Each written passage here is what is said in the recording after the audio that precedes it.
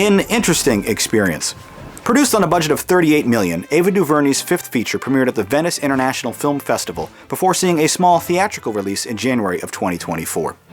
Now, if you were to film Charles Darwin's landmark book, On the Origin of Species, how would you go about it? I think you'd probably write a screenplay about Darwin's personal life and show him visiting the Galapagos Islands, seeing the turtles for research, right? How else do you show a work of anthropological nonfiction on screen? Writer and director DuVernay was faced with a similar challenge here, and the results are mixed. Based on the book Caste, The Origin of Our Discontents by Isabella Wilkerson, this biographical drama is unlike anything I've ever seen before. Structurally speaking, the movie is part drama, part college dissertation, part documentary, and part dramatization.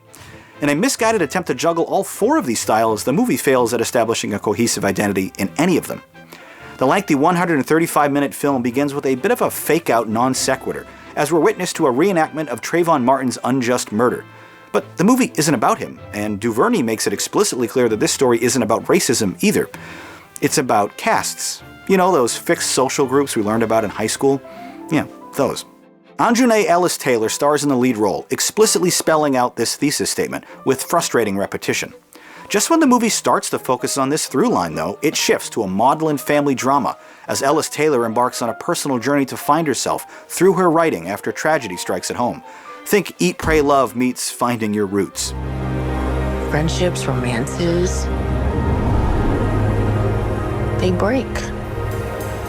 But wait, what's this? It's a series of flashbacks to random characters throughout history to help illustrate the research she's doing for her book.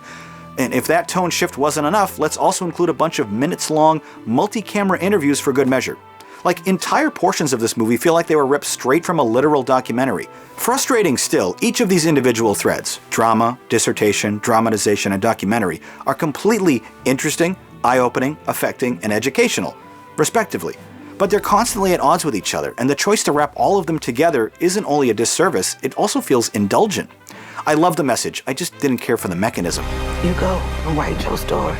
Folks need to know about this. The interwoven fabric that connects subjugated minorities throughout culture and time is a powerful theme worth hearing and exploring, especially today. I honestly would have preferred a regular documentary or essay, truthfully. Maybe even something longer than an essay, like a book? Although it is regretfully told in a non-optimal format, I was still drawn to this story and its core message. A world without caste would set everyone free.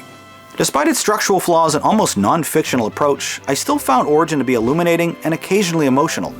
It's kind of a meh movie, but for those looking for a more educational type experience this Black History Month, I think I'd still give it a soft recommendation. And plus, I am definitely thankful for the mystery movie program because if I'm being honest, I don't think I would have watched this movie outside of a blind viewing. My own biases on the table there. That does it for this movie night excerpt, but if you'd like to watch more content, click or tap the thumbnails on the left, and don't forget to visit the Jogwheel YouTube channel to see full episodes of this show alongside all of my other content. My name is Jonathan Paula, thanks for watching, and have a good movie night.